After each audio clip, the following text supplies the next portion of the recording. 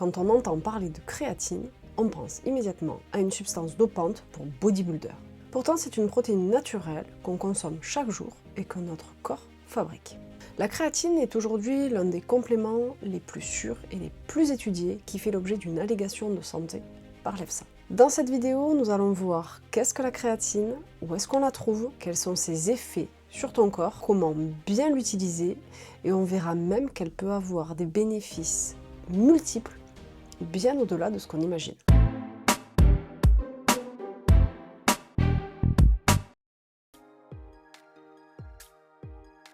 Alors la créatine, c'est une protéine 100% naturelle que ton organisme fabrique tous les jours à partir de 3 acides aminés, l'arginine, la glycine et la méthionine. Donc s'il y a un apport endogène, c'est-à-dire que ton corps la fabrique, il est aussi possible d'avoir un apport exogène via l'alimentation, et notamment grâce à des aliments comme les viandes blanches, les viandes rouges ou encore les poissons. Seulement, les quantités que l'on produit et que l'on ingère sont trop faibles pour répondre aux besoins musculaires. Par exemple, il faudrait consommer plusieurs kilos de viande par jour pour avoir la quantité de créatine nécessaire. Et ça, c'est ni pratique, ni économique, ni même faisable.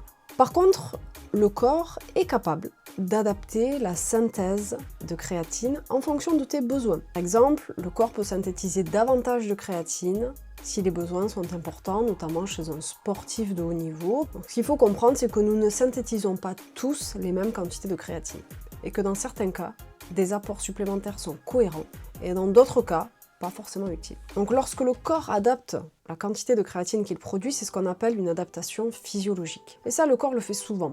Lorsque tu fais du sport de façon intensive, il peut créer des capillaires sanguins pour venir alimenter tes muscles durant un effort, il peut augmenter la sensibilité à l'insuline et même augmenter le nombre de transporteurs membranaires pour te permettre de mieux utiliser le sucre à l'effort. Notre corps est capable de s'adapter en produisant des molécules utiles dans un contexte donné. Alors comment fonctionne la créatine ? Pour faire un effort court et intensif, le corps utilise de l'ATP. L'ATP, adénosine triphosphate, c'est l'énergie cellulaire. Le problème, c'est que le stock d'ATP est quasi nul. Autrement dit, très vite, il n'y a plus d'énergie. C'est là que la créatine entre en jeu. Elle est stockée à 95% dans tes muscles sous forme de phosphocréatine. Et c'est elle qui va permettre de libérer de l'énergie instantanément. Mais là aussi, le constat est le même. Les réserves de créatine sont vite épuisées. Le corps doit alors utiliser un autre substrat, et c'est sûrement le plus connu, il utilise le sucre pour fabriquer de l'énergie, et notamment en attaquant les réserves de glycogène. Si l'effort se poursuit, il commencera également à utiliser les graisses pour fabriquer de l'énergie. Il faut donc retenir deux choses. La première, c'est que la créatine, elle n'apporte pas d'énergie en tant que telle, comme par exemple le sucre, mais elle permet d'optimiser le système énergétique de notre corps. Et la deuxième chose, c'est qu'elle est très importante pour des efforts courts et intenses, mais elle sera moins déterminante sur des efforts d'endurance de type marathon, puisque la longueur de l'effort va pousser notre organisme à utiliser des sucres, des graisses, pour fabriquer de l'énergie. Et c'est pour ça que la créatine est très répandue dans certains sports, le sprint, la musculation, parce que les premières secondes sont déterminantes. Je nuance un petit peu parce que même pour des sportifs d'endurance, la prise de créatine pourrait être intéressante en phase de reprise, par exemple pour la préparation estivale ou après une blessure, parce que ça permettra quand même de maximiser l'énergie et ça permettra surtout d'encaisser les charges d'entraînement qui sont importantes. Et après, le corps se sera réadapté à l'effort et il n'y aura pas forcément besoin d'avoir une prise au long cours. La Société internationale de nutrition sportive considère la créatine monohydrate comme le complément alimentaire le plus efficace pour augmenter la capacité d'exercice à haute intensité, construire de la masse musculaire. En effet, elle permet d'augmenter la force, la puissance et l'endurance musculaire. Elle réduit les dommages musculaires et favorise la récupération. Elle diminue les risques de crampes et les blessures musculo-squelettiques. Et elle accélère également la récupération après une blessure. Plus récemment, en 2025, il y a eu des méta-analyses menées sur environ 1500 individus âgés de plus de 60 ans. Et là aussi, les résultats sont très intéressants. Augmentation de la force musculaire, surtout du haut du corps, augmentation de la masse maigre, augmentation de la fonction physique et diminution du risque de chute. Mais on va même plus loin puisque l'EFSA, qui est l'Autorité européenne de sécurité alimentaire, a officiellement reconnu en 2012 que la consommation quotidienne de 3 grammes de créatine pouvait augmenter les performances physiques lors d'exercices courts intense et répété.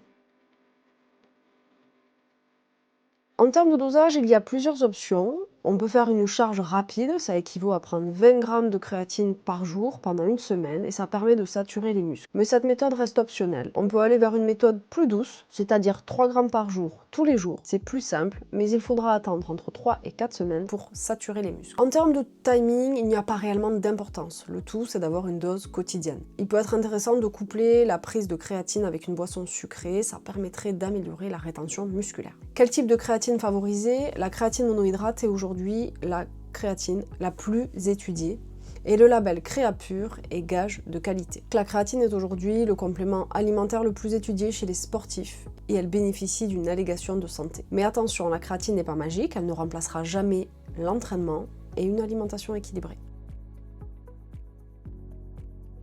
Donc on voit bien les effets bénéfiques dans le cadre d'une activité physique, notamment sur des efforts courts, intenses et répétés. Mais quelque chose d'encore plus surprenant, c'est que de nombreux scientifiques continuent de s'intéresser à la créatine, mais pas dans le cadre de la pratique sportive, mais pour ses effets sur notre cerveau.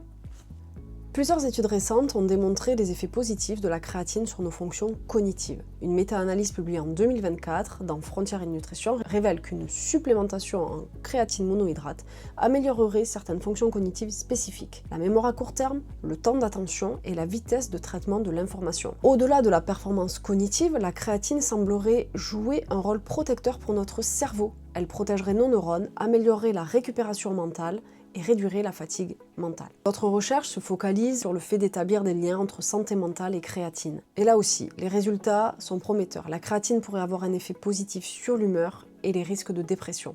Mais à ce stade, si la créatine reste l'un des compléments les plus étudiés et les plus sûrs, ses bénéfices musculaires sont établis et officiellement reconnus, son rôle dans l'amélioration des fonctions cognitives et la santé mentale fait encore l'objet de nombreuses recherches. La créatine pourrait bien devenir un complément de référence, non seulement pour les sportifs, mais aussi pour tous ceux qui souhaitent prendre soin de leur santé. Nul doute que la créatine fera encore parler d'elle pour ses nombreux bienfaits dans un avenir proche. Si tu as aimé la vidéo, abonne-toi, partage-la et n'oublie pas d'aimer cette vidéo, ça viendra récompenser mon travail. Merci et à bientôt sur To You Can Nutrition.